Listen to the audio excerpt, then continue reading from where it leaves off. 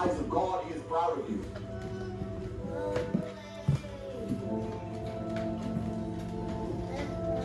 We live in a comfortable world now where people think, oh, it doesn't matter. But you know what?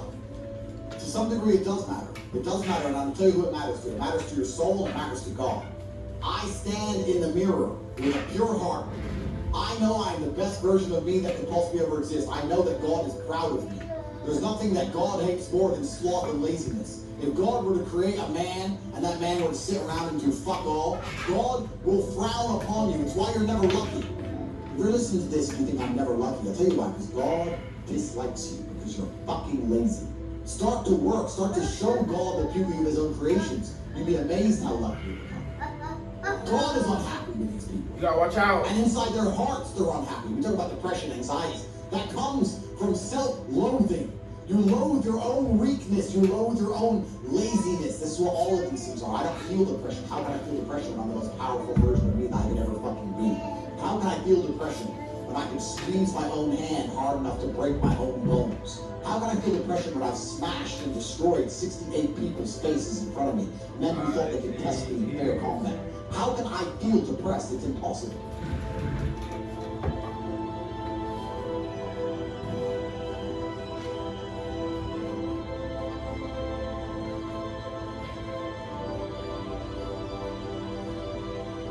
Now that I'm out of jail, am I happy I went to jail? I think I learned a lot in jail. I think I learned a lot. So if God is the best of planners, perhaps he put me in there to learn something.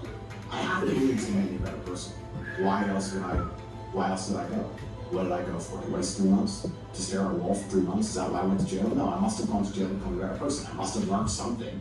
I have to self-analyze and find the lessons and pick it out. And I think a lot of people don't do that with all the bad situations in their life. And regardless of whether you went to jail or a woman left you or your business failed, whatever it is, you need to analyze the entire situation and say, okay, what can I learn? There's a big pile of shit here, but there must be a little bit of gold inside. It's all happened now, and I don't see the point in living in a negative way. Could I have prevented it happening by being less fantastic? Well, perhaps. But Nelson Mandela went to jail, and Muhammad Ali went to jail, and Malcolm X went to jail, and MLK went to jail. And when you tell the truth about the world, you're going to do a bit of jail. It's kind of just part of it, I guess. If you imagine something truly and fully, if you truly completely imagine it, to a degree your body will react to it. Let me give you an example. If you truly imagine yourself at war, day after day, you imagine yourself under attack, defeating the Matrix agents. You're top G, you're walking through life, the agents are coming, you're doing that chemo, you're destroying them, you're the most powerful man in the world. If you truly imagine that, you felt it in your mind, to the point where you felt you were there, and you felt it in your body, I would guarantee you, after X amount of time, you would have a higher testosterone level, your muscles would be stronger than if you didn't. I will guarantee you that.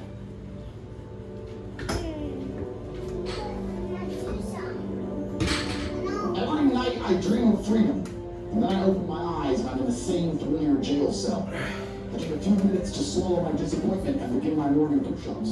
Maybe tomorrow I'll wake up somewhere else. I've not lost hope.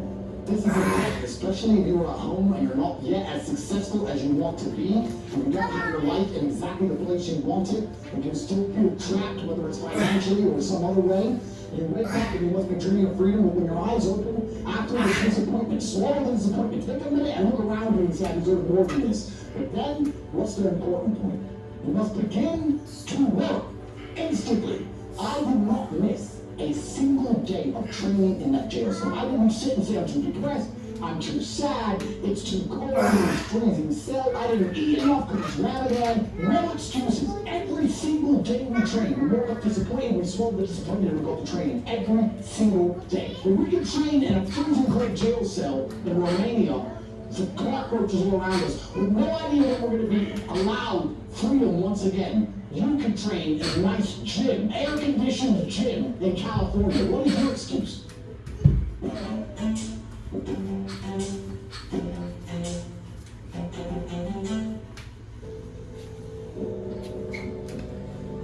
Let's give you a menu of emotions and say, choose an emotion. You're not going to choose sad, right? But Choosing happy can be just as destructive also, because if your only desire is to be happy regardless no matter what it takes, that's when you're going to eat the cake. The cake will make you happy. That's when you take the drug. Drugs will make you happy. Alcohol will make you happy. Hedonism makes you happy. Going to the club makes you happy. It's all dumb shit. If you were to choose proud, or if you were to choose courageous, if you were to choose a different emotion or a different feeling inside, you would have no interest in these things. So I don't wake up and think, how do I feel happy? I don't wake up and say, would this drug make me happy? I have no interest in being happy. I wake up and say, how can I be proud of myself? What can I achieve that makes me proud of myself? How can I do things that make other people respect me and are proud of me? How do I have a day which I complete when I come home, where a woman who's in my house says, wow, there's no man like you? How do I live a life so my children look at me and go, Dad's a superhero? How do I make my mother call me and say, I couldn't possibly be more proud of her? I choose pride. I don't choose happy. So you're saying this cup of juice will make you happy. I say, I don't want it. For me, happiness is not a good indicator on how life should be lived. You shouldn't wake up and say, how happy am I today? How does that affect how I act? That's not how I operate. I wake up and say, what must be done? What will allow me to be proud of myself? What will allow me to achieve? And those things will be done regardless of how I feel. I'm a very content person. I live a fantastic life. I'm not miserable or depressed. I'm not sad ever. But I don't wake up and go, I want to be happy today. No, sir. I wake up and say, okay, things must be done. And those things will be completed regardless of how I feel. Regardless of how I feel. You can lock me in a dungeon for an unknown amount of time in Romania, and I will still complete as many push-ups as I can possibly do. In the dark by myself. What else am I going to do? Sit there and be sad? Happy or sad? The push-ups must be done. It's called duty, it's called honor, it's called pride. If you had these things, you would never do dumb shit in the first place. I think everybody's trying to self-projection, and you can imagine how you see yourself. And if you see yourself as a superhero and an extremely disciplined and hardworking person who achieves everything he's ever wanted in life and does amazing things, you have to understand that you're not going to be able to do that on drugs. You need to have a mental projection in your mind of who you can be and who you want to be. And if that person's a drug addict, then go be a drug addict. But if that person is an extremely successful, extremely hardworking, extremely intelligent, extremely respected individual, you're probably not going to be doing drugs. A lot of this is about your self-image. I don't know how you took drugs without feeling deep shame. You should have tried alcohol and instantly felt terrible. Not because of what the narcotic did to you, because of who you are in life. Where's your duty? Where's your shame? Where's your self-inflicting morality? Where's your pride? You just sat there and just took the drugs and didn't give a fuck. So that's the problem with all of this shit. It's the problem for all these addicts. If you want to wake up and say, what kind of man am I? Am I a drug addict? Then go be a drug addict. What kind of man am I? Am I a man who has control of his life, control of his mind? Then I'm not a drug addict. You have to make a decision.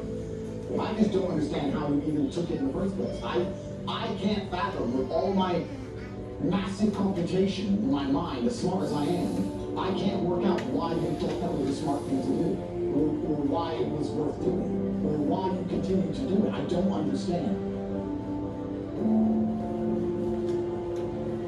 Do what I did. Get in the cage. Get in the ring. Knock someone out. Get knocked out. Train hard. Fighting will teach you everything you need to know about life. You learn everything about who you truly are. You learn if you're a coward or not. You learn everything about perseverance and hard work and dedication. Everything about being underappreciated. You learn everything about Peter. You learn all of it. You learn everything about people. You win a fight, check your phone. Lose a fight, check your phone. And there used to be for men like a rite of passage in most societies. You had to go through something to become a man, from a boy to a man. But that thing was always difficult. It's always been difficult. Now you have to self-induce it, self-inflict it. But if you're going to be a boy and never bring on that self-inflicted rite of passage, how are you going to ever become a man?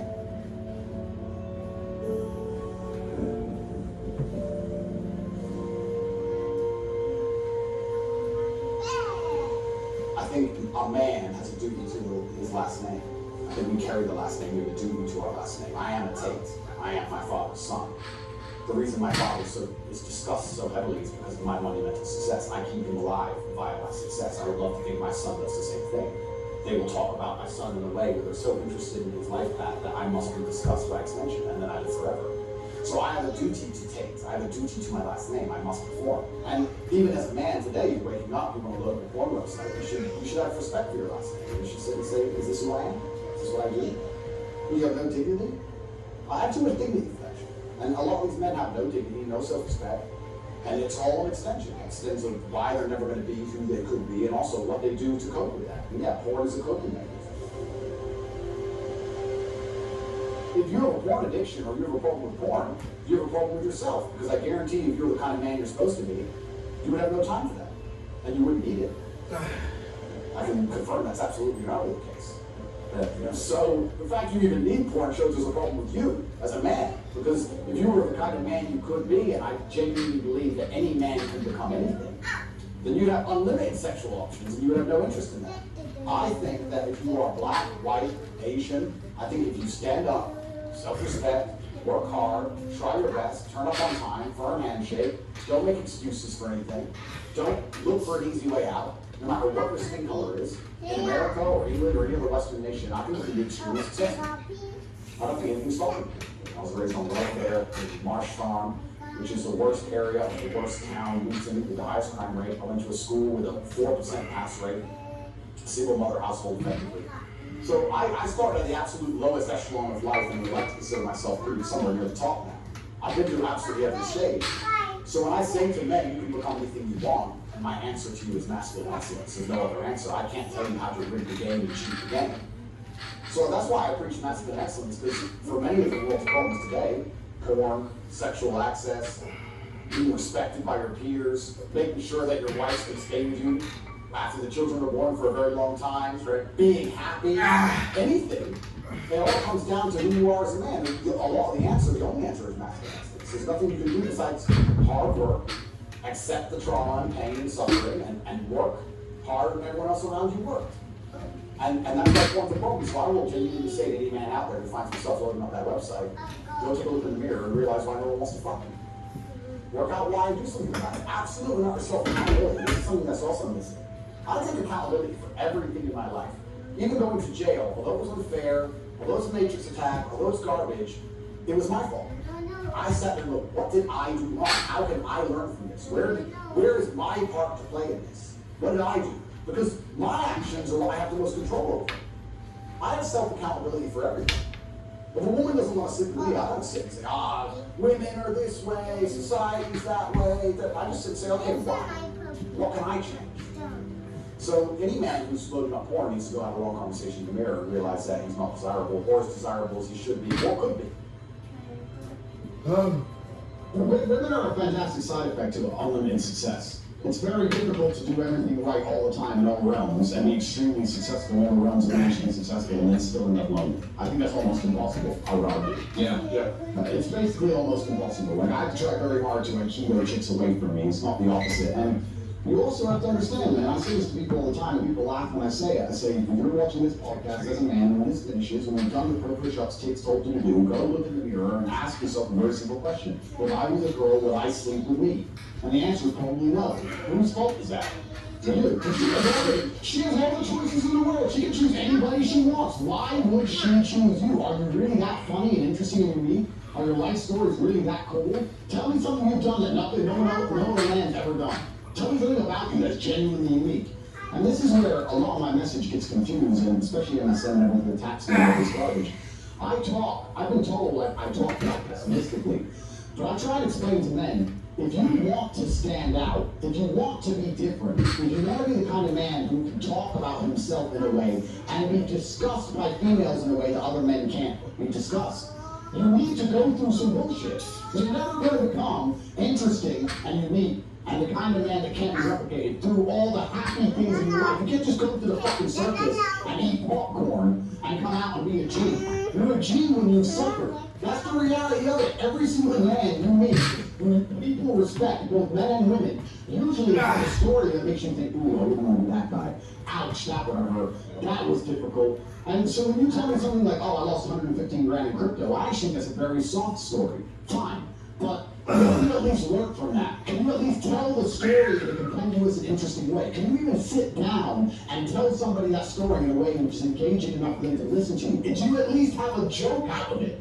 Most men can't even tell a story in a funny way, bro. Something will happen to them, they can't even repeat it in a way anyone wants to listen to. Well, what's the point of losing your money if you can't even tell anybody around the fucking table some drinks and be fun about it? So what's the lessons here? You're boring, you can't talk, you're a dork. Those are the first three lessons you need to fix. The next is, why is that all the money you got? You're broke. How did it happen? You're stupid. You have a whole bunch of lessons you need to internalize, and that event could be the best event that ever happened to you to change you as a man to become the kind of person who doesn't give a shit about $115,000.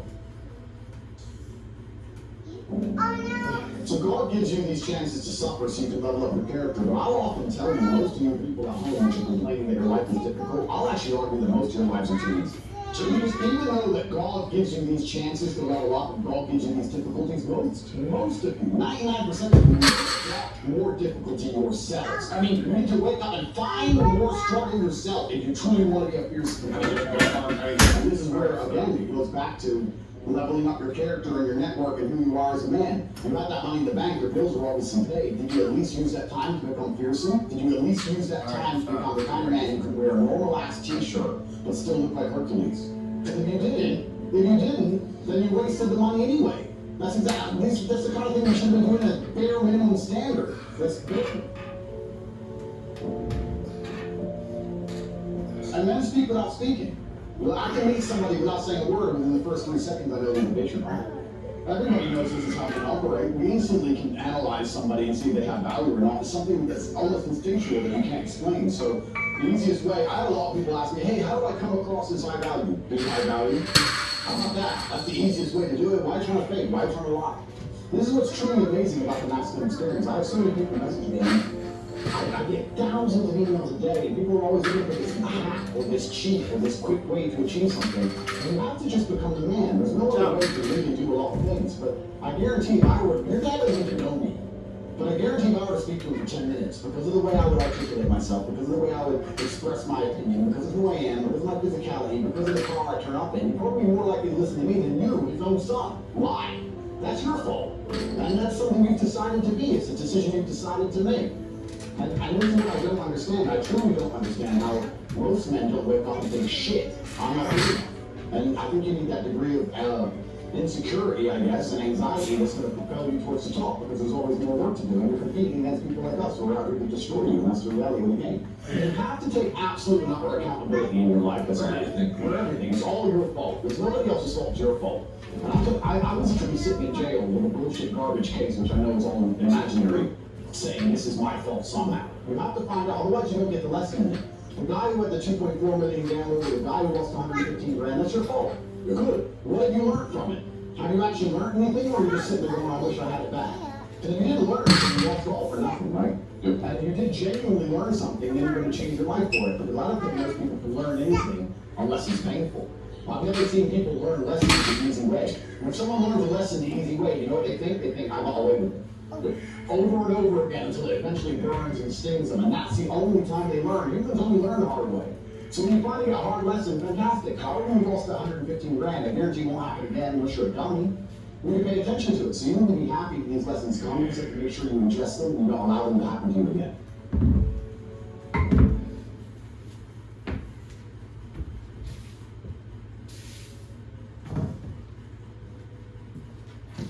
KFC's $20 fill-up box? It's chicken nugget.